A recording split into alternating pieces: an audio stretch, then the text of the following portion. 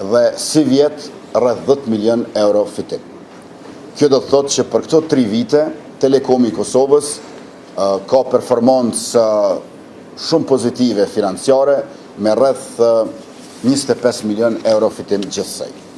Ndërkohë, sistemi bazë i transmetimit përbëhet prej 551 BTS-ave, 15 prej të cilëve janë në veriun e Kosovës, ku po ofrohen shërbime për të gjithë qytetarët pa dallim. Telekomi Publik i Kosovës apo Valja e Kosovës është lider në shërbimet të telefonisë mobile, e ka mbuluar vendin me 4G+ dhe me 5G dhe i ofron publikut përmbajtje atraktive mediale që po ecë me hapa të shpejt drejt zgjerimit të rrjetit fiks. Pasqyrat financiare tregojnë që ristrukturimi i brendshëm ka dhënë rezultate të ndjeshme, sa i përket edhe efikasitetit të punëve që kryhen, por gjithashtu edhe cilësisë së shërbimeve që jepen. Këto investime që tash po i bën operatori publik me kredite qeverisë, pra jo me subvencione, jo vetëm që e kanë kthyer Telekomin në vendin ku i takon, por edhe i kanë dhënë sinjal e shtytje të duhur gjithë sektorit. Konkretisht, edhe operatori tjetër i telefonisë mobile ka filluar të investoj pas shumë viteve. Edhe operatorët tjerë të shërbimeve fikse po investojnë, por rriten e po zgjerohen. Pra, investimet që bën Telekomi, ngritja e cilësisë, shtimi i efikasitetit, po i detyron edhe konkurrencën që të ndjekin hapin dhe t'ju shërbejnë më shumë e më mirë qytetarëve të Republikës. Shumë ndërmarrëse kompani i përdorin shërbimet e Telekomit për operacionet e tyre të përditshme, e që sot janë të shtrira gjithandej dhe cilësore si asnjëherë më parë. Strategjikisht, si aksionar, Qeveria e Republikës është interesuar që operatori publik të zgjerojë shtrirjen me shërbime edhe mobile, edhe atyre fikse, për te interesit të ngushtë komercial.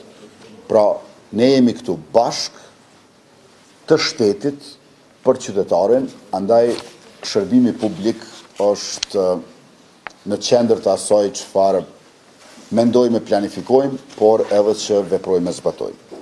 Zonat rurale, rrugët, zonat kufitare duhet të mbulohen me shërbime në të mirë të institucioneve, të qytetarëve dhe të bizneseve të vendit tonë. E jemi të interesuar të kemi edhe shërbime të dedikuara shtresave të cenuara të qytetarëve, pasi që ne mendojmë se komunikimet elektronike janë edhe drejt njerëzore, jo ndonjë farë luksi i përveçëm, natyrisht që shërbimin publik e shohim edhe për te afarizmit. Por kur jipet shërbimi publik e plus afarizmi është gjithashtu i suksesshëm, atëherë me siguri që kemi të bëjmë me një rezultat të shkëlqyeshëm. Dua të përgëzoj menaxhmentin, bordin dhe gjithë punonjësit, edhe për implementimin në plotni të kodit të rrjetit Kosovës tek Valja, përkatësisht kodit 22101. Tash Valja e Kosovës është 100% e Kosovës, edhe në prefiks, edhe në rrjet. Operatori jonë publik, pa ndërmjetësim, do të bëhet partner i operatorëve të ndryshëm në botë. Unë falenderoj drejtoren Hana, pastaj kryesuesen e bordit Thaçi dhe të gjithë ata të cilët kontribuan kaq shumë, një kontribut që mbase as parafërsisht nuk njihet e dihet sa është i madh, por e kanë gjithmonë vlerësimin e qeverisë së Republikës e njëkohësisht edhe mbështetjen tonë të parezir. Faleminderit e gëzuar 2026.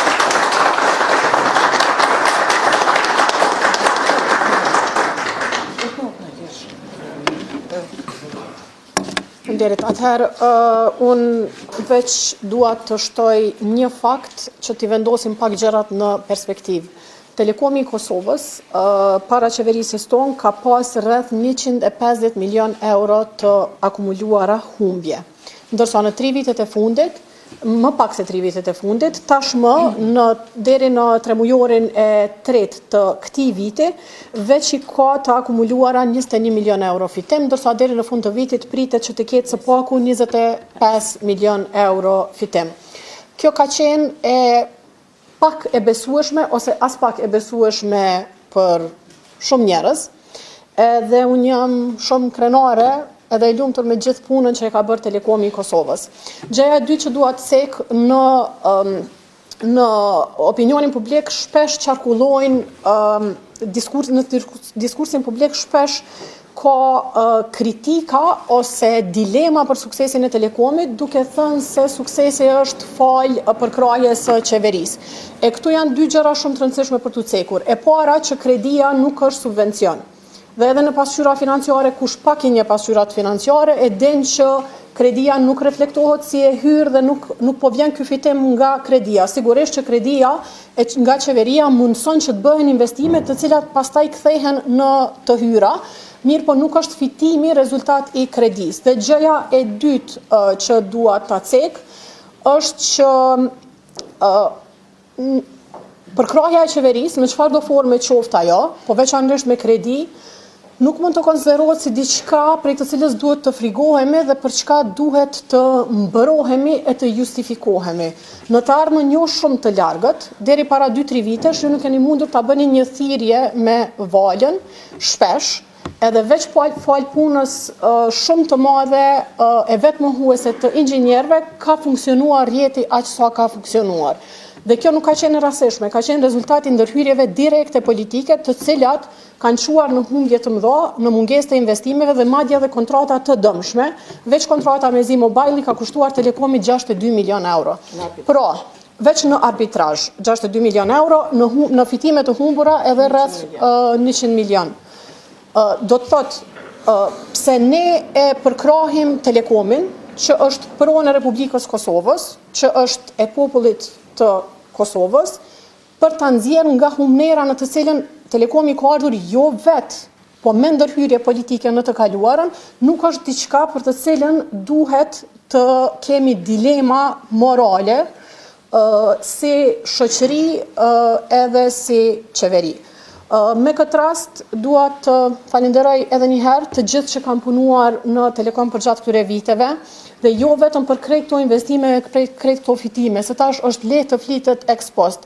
Mirë po veçanërisht dua të falenderoj ata që gjatë viteve, inxhinierët, teknikët me kushte shumë të vështira, me teknologji të stërvjetruar e të kaluar, kanë arritur të ofrojnë një cilësi të shërbimit që kam mundësu që konsumatorët të mos iken, duke më përfshi edhe mua. E tash t'i besoj që konkurencë nuk keni. Faleminderit shumë.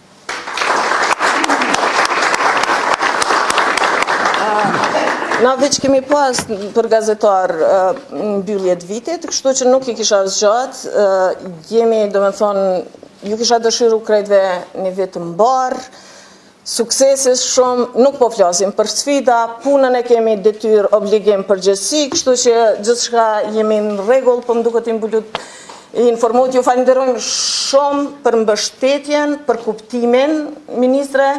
Në thelb, do me thonë që është kuptu esenca që veç me punë, pregaditje edhe ndim konkrete në kredit cilat jemi ty i kthy dhe do të vazhdojmë sepse kemi edhe likuiditetin e nevojshëm për mi kthy. Kështu që unë tim aty për s'kom çka me thonë, jemi të hapur për pyetje nëse keni diçka, sido që tjetë urime edhe shumë punë edhe gjithat mirat në vitin vijus.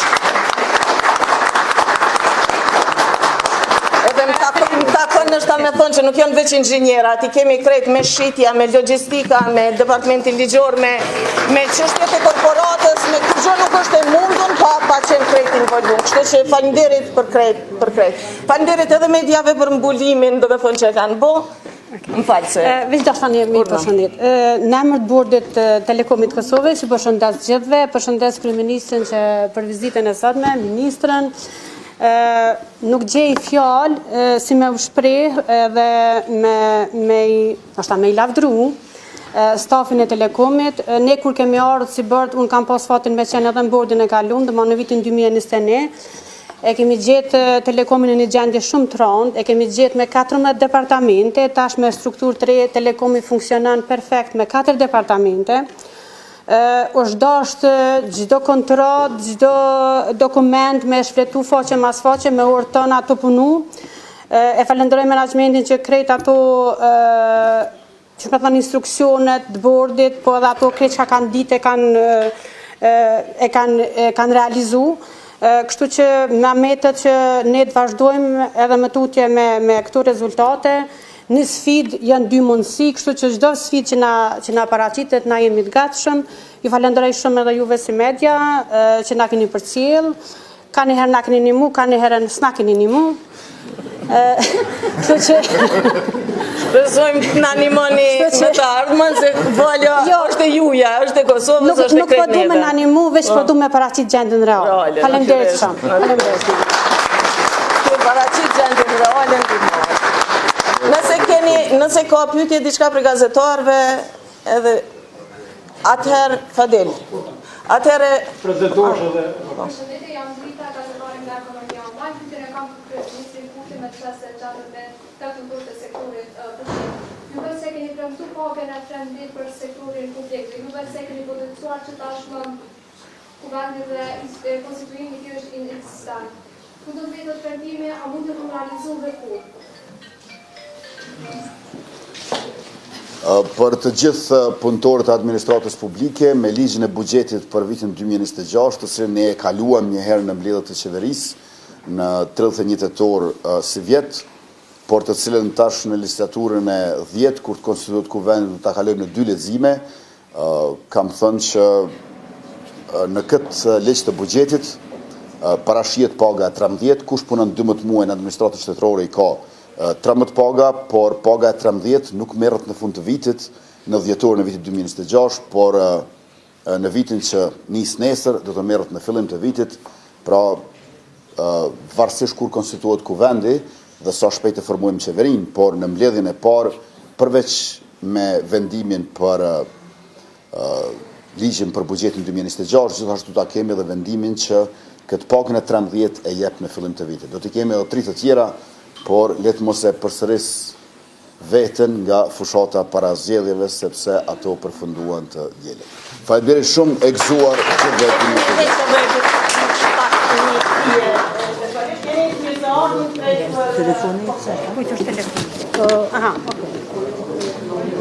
Që po të kryeministrit,